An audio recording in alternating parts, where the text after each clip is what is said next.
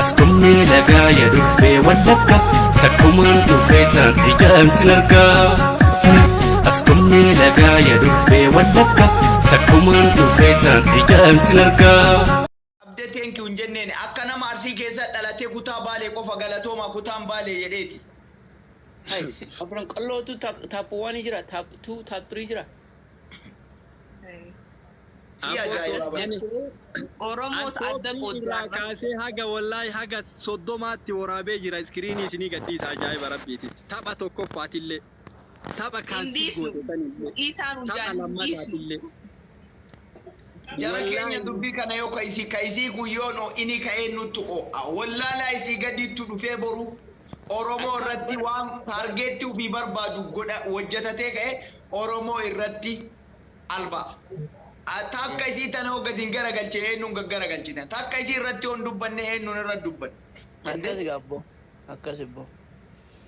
Borullee waan akkanaatu dhufa nuyi ammallee diyaaspooraan fedhu diyaaspooraan taphatu fedhu baqataa naa amma taphatu dubbii dhiisaati abaaboo soddoman kennee fi abaaboo soddoman kan kokkaninaa deebi'u sagalee naaf ta'a. Kabiraa immoo miskiinina caalan jiru kiliippiin hojjetaa jira birrii adda walitti qabdan naaf galchitu.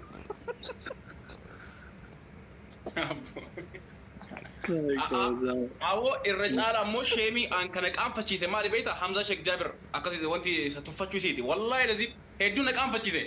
Wannaa fireeshanii naa kennaa itti bara. Hamza Sheekh Jaabir jechuun bakki jedhee hugumee qolbee akkana ta'e jee hawaamee qeessi cina dhaabbatee kaleenca hunda kannee fi Hamza Sheekh Jaabir jettee maal laa kan jetteen wanta 500 maal kana qofa naa kan ay baalam. Shame no kun kanye ili wallahi summa dhageeffata dhadhagaa asinitti hima balage tokkoffaa irrallee kennee abbaa abdii irraa jalqabee ustaaz Hamzaan itti aanee asliin itti aanee rammee malkaa itti cuufa isaanii akkana waraabee jiran ajaa'iba rabbiiti salphinna isii rammee malkaatillee kannee jiraaf waan isin agsura namni laal namni haga giftii kuma soddoma ol kenneefi nama 10 irraa oli tapha tokkoffaa irratti 10 irraa ol barsa maraa lafa gannadheeti mubaarakii fi afran qalloo maarree galatooma wanti isin beekuudhaa qabdanu jarana geemii gaafa taphattanu geemiin gaafa taphatamu mo'uu qofa osoo hin taane mo'amuun jira. Dhugaa dubbachuuf taanaan immoo Nasraan hadha hin mo'atamtu turte. Namni hundinuu speed challenge intinaa dhumarratti eegaa ture. Namni baay'een isaa wallahi namni baay'een isaa dhumarratti eegaa ture. Speed challenge waan hin jirreef taayimingii irratti eegaa ture. Walumaa galatti gaafatamni taphatamu akkuma mo'uun jiru mo'atamuunis jira kanatti amananii fudhachuu qabu. Maal namni abaaboo tokkoon kennis jala taa'ee taaptaap gochuun ikkoo namni kun waan si jaallatuuf malee waan biraatiif miti barukko mo'amuu kan kee taa'ee eegaan jiru. Namni tokko bulee waan of baraa dhufa malee bulee akkasitti waan taane yaaduun an dhugaa dubbachuuf an baay'een itti siqadha. Koomentiidhaan iyyuu dhiisii ba'ii jedhaaniin ture waan hin taane waan hin eegamnedha kun. Dhugaa biyaansi yoo xiqqaate namoota achi jala ta'anii push godhaa turan galateeffattee ba'uu qabdi bakka yoo mo'amuu sitti dallante bakka galateeffattee bu'uu qabdi turte.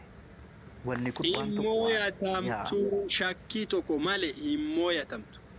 Ustaaz Hamzaan ol seenee yeroo meeqa seenee wanni feeto osoo galte immoo yatamtu callitaa jedheen. Calliftee taa'uu dadhabuun isii salphina wallaala isii caala Abdu Shakur ol seenee teeknika ittiin si taphachiifnu nu beeka si taphachiifna callitaa jedheen. San biraa telefoona biraatillee achi qabadha warri bira jirtan speech challenge banamuu isaa nu himaayee jedheen. Ujoolleen himaa ture.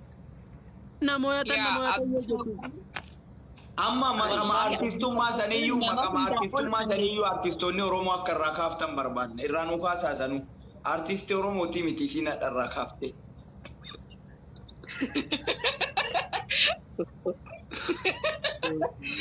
Maara kun naqal jetta.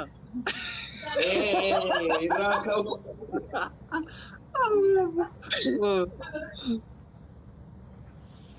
Ana makuno Nairobi waggaa saddeet Naayiroobii jira Oromooti ani isinilleen arrabsine asiin durallee waalleen arrabsine ammallee naman arrabsuwan itti naa qabaanaallee meegaaf tokko akkanuma akkuma jedhuuf laalamee dhumarratti. Maqaa artistummaa hadha badee ani gidduu kana beellama qabadhee tan deebisa waan ta'eef na taphachiisa. Abbo amma amboodii namni tokko illee hin hafne eenyutu hafe amma eenyutu hin taphatin namni hundi taphatee ba'a. Taphanne an faan taphanne an taphachuudhaaf ani an. Errarran deddeebisu.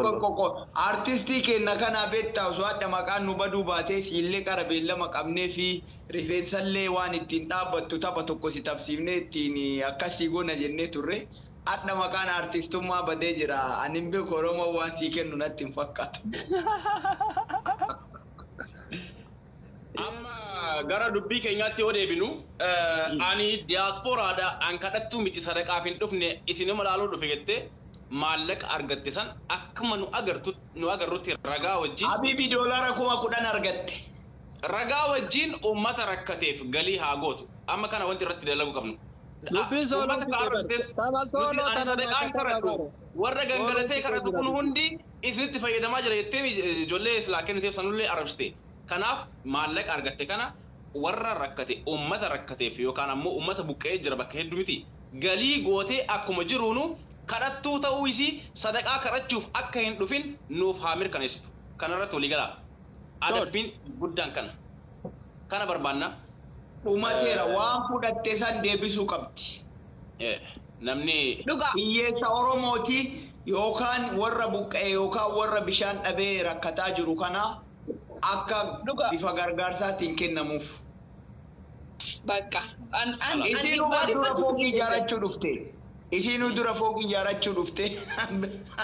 Namni bar an sadaqaa hin kadhadhu an diiyaaspooraadha isin laaluu Oromoo tana laaluu dhufe waa takka iyyuu an isa kanaan hin jiraadhu kanaan shaayiin dhugu warra shaayii dhugu kanaatu isinitti fayyadamaa jira fooqaan ijaaratanii makiinaan bitatan jette ishiin ammoo an diiyaaspooraadha sadaqaa hin kadhadhu jette sadaqaa argatte kana gaafa fuutee kennite dhugaadha ishiin diiyaaspooraadha sadaqaan kadhattu jennee akkasin mirkaneessinaaf.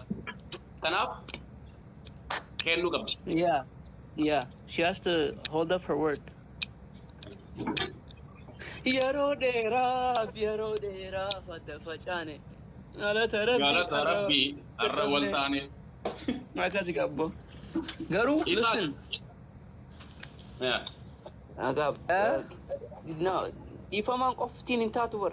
Dhiifamaan qoftiin hin taatu. Dhiifamti qoftiin ga'u hundee dhiifama. Abdi TikTokin kenama sagalinyaa tume tokkichoo fallee jeneraal tokkichoo fa waan jedhan laallamee isaan illee ol seense. Nadide akkatti sirreessa wallaalee ani hin beeku waan san. Abdee godhi bakka booda yoo asirraa baate amma ture. Abdi anaa keenya gabbaa ol baas. Taa'e no. Akkamitti way good. Wallahi nama gugubaa.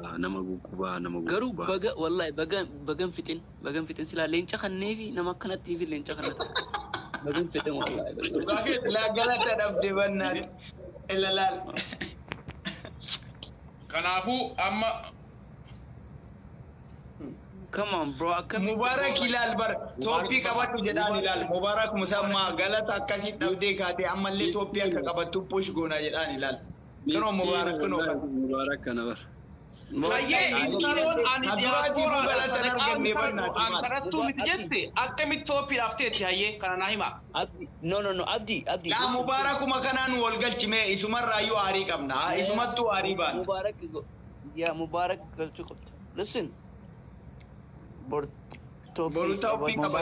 Mubarak irraa deemna Mubarakin ol nu galchaa. Mubarak ol baasee. Isa namni dubbii qabu ol nu galchi Mubarakin. Ol baasaa anatti lakkubaa. Listen warri kaayiroo laafata. Yoo ati akka feetetti arrabsiteellee. Koomentii filegin naa dubbisaa. Gaafii dhiyaas naa gaafadha Mubarak. Yeroo dheeraa fadda facaane. Galata Rabbiin irra wal taane. Listen bo. No top 1 taphii qabachuun hin jirtu. Dhiifama gaafachuu. Toppii qabsiisna jetta jabdaan yeroo akkasitti waan meeqa dubbattisan. Mubaarik. Wallahi Abdi ani yeroo siinii geemicha balleessitu achumaan miira keessa kalee deemee leenca lamman koo kenne.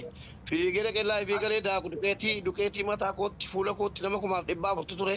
Gaafa dukeetii dibadhee Oi, Mubarak. Siyyuu arrabsite ati akkamitti toopii kenni taate siyyuu arrabsite. Ati fooqa ijaarattee Jeneraal fooqa ijaarattee Mubarak. Laal dhageeffadhu waan jettee arrabsite Mubaarak. Fooqi ijaarattee. Faasii arrabsite. Koy abdii kiyya bannaate abdii. Koy jeneraal. Maal jettee arrabsite? Warra duqeetii dibatee isinirraa giiftii gurataa ooree fooqii ittiin ijaaratu warri jette tokko isuma warra kaayiroo anaaf si dabalatee ammee duqeetii illee dabachuu baadhu namni tapha taphachuu Ana. tokko siif jette Maa jarana maqaa Dukeetichuma abbaa dibaddee abalu dhaggeeffadhu, dukeetichuma dibaddee abbaa abalu taa'anii. jetteetuma maqaa dha'uu dhiiste malee namni siin tuqin hin jiru beekaa. Dukeeticha dibaddee tokko Mubaaraki tokko Asli tokko mee amma ijoollee matana tuyte Dukeetichuma dibaddee tanii leenca lama geesse jara nanni isee mul'achuu Itoophiirra taa'u nanni isee dhossee garuu eenyu ol Ameerikaa isa jiru ol eenyu ol kan nasaraa taphachiise anaadha. Leenca laman kenne viidiyoo akkana naa godhu leenca waraabne viidiyoo akkana abdii yaalle. Mube angaati tokko sifattu.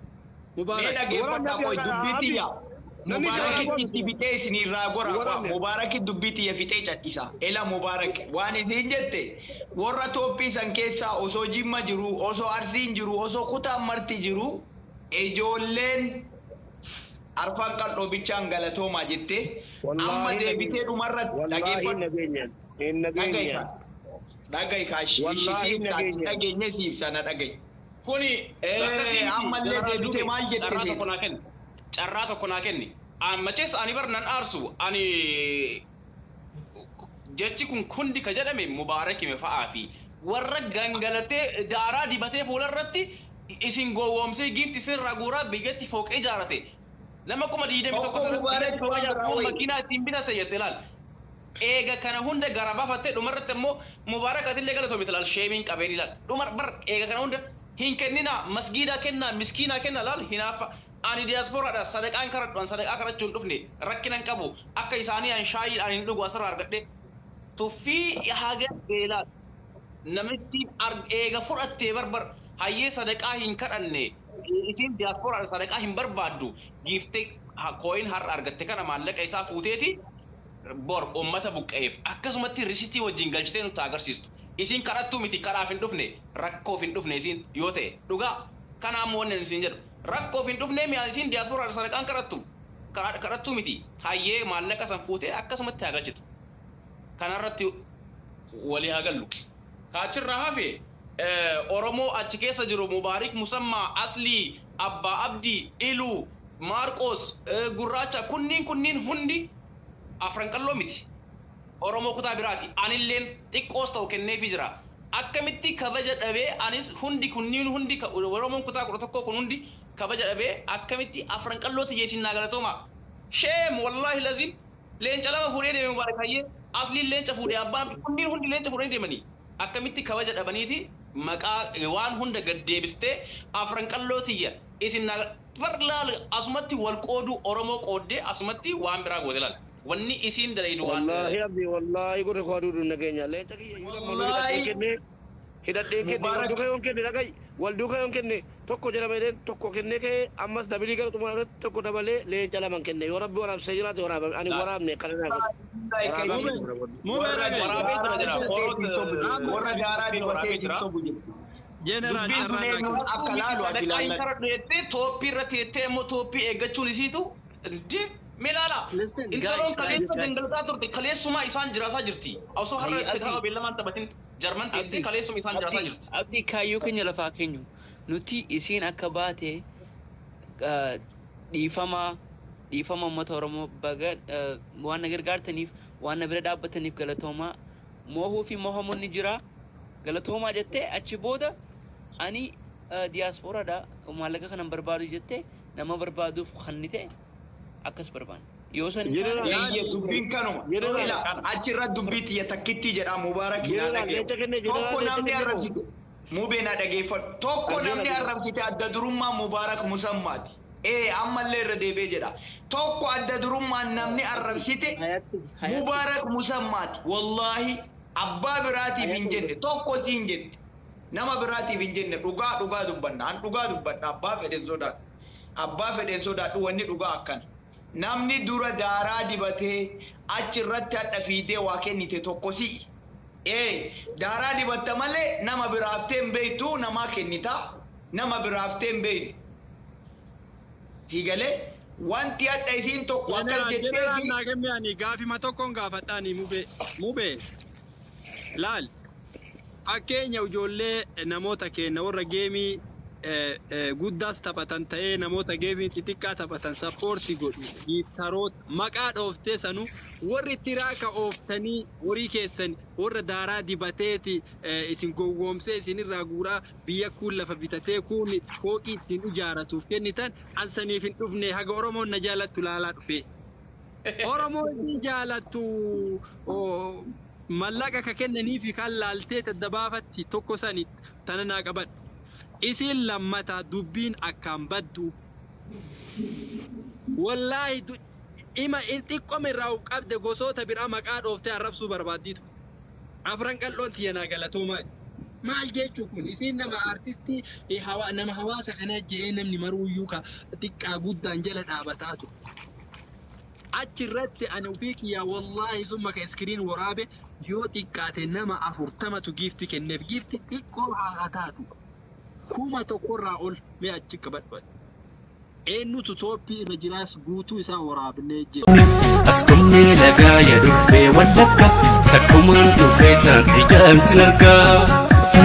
Askumni lagaa ya dhufe wallakka sakkumaan dhufe tan ijaan sin argaa.